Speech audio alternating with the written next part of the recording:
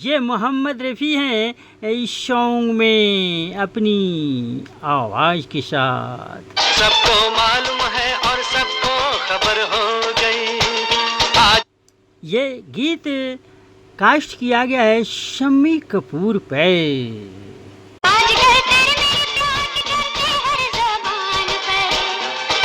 और ये हैं सुमन कल्याणपुर।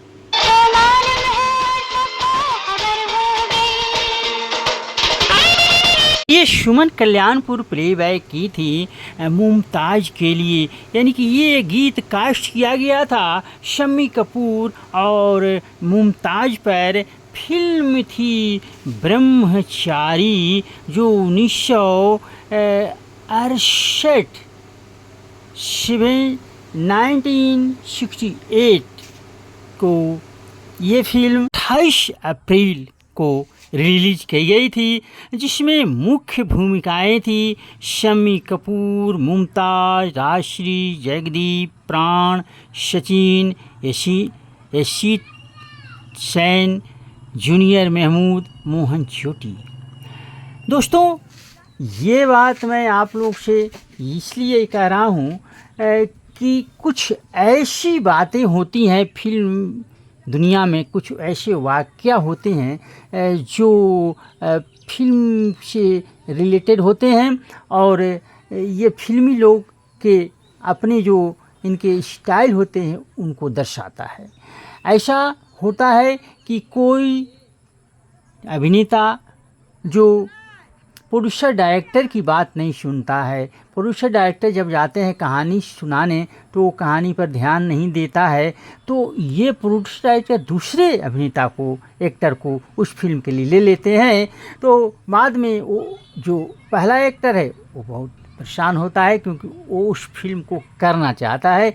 यही घटना लेकर के आपका दोस्त आया है।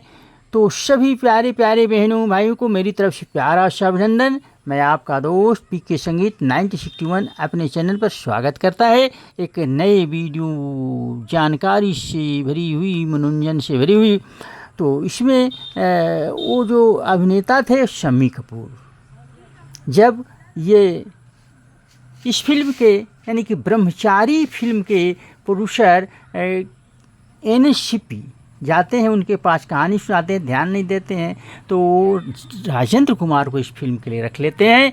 बाद में क्या होता है, रोके मैं तुझको बिठा कर यादों को तेरी मैं दुल्हन बना कर रफ़ी साहब की आवाज़ है इस गीत में, रखूंगा मैं दिल के पास।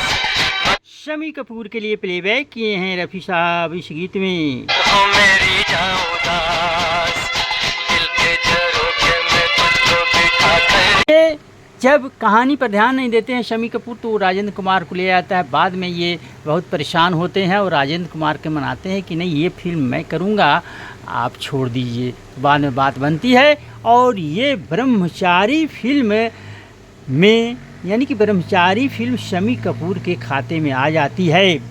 ये कहानी कुछ यूँ थी कि एक ब्रह्मचारी, एक अनाथ बच्चा है जो बड़ा होता है तो उसको लोग ब्रह्मचारी के नाम से जानते हैं, यानी कि ब्रह्मचारी के नाम से पुकारते हैं।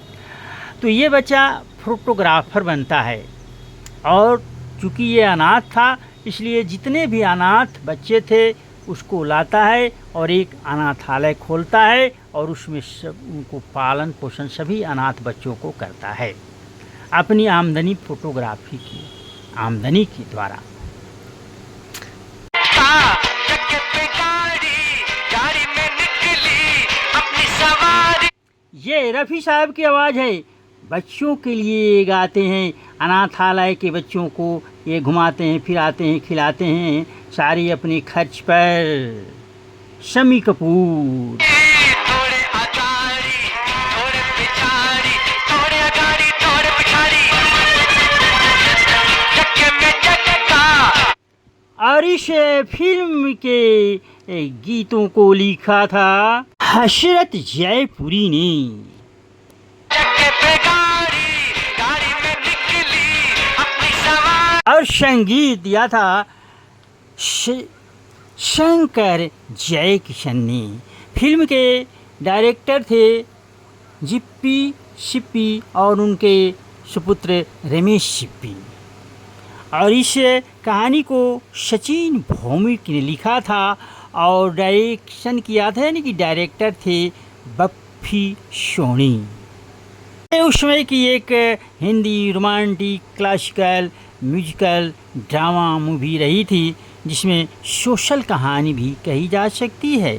और एक समय ऐसा भी आता है कि फोटोग्राफी की आमदनी से इनका अनाथालय नहीं चल पाता है खर्चा, तो ये अपना घर भी बेचते हैं। लोगों ने मना किया नहीं, घर नहीं बेचना चाहिए, लेकिन ये नहीं मानते हैं। इसी दरमियान इनको एक लड़की से मुलाकात हुई, अभागी लड़की से, जो कि इनसे मिलती है।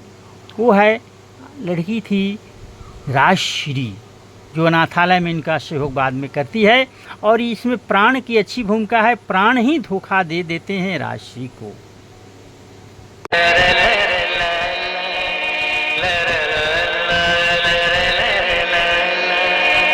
ये बच्चों के लिए ही सारा काम करते हैं, बच्चों को खिलाना पिलाना सुलाना।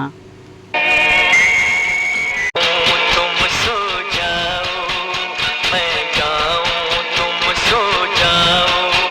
और इसमें अगर इस गायकों की बात करूं तो मोहम्मद रफ़ी और सुमन कल्याणपुर।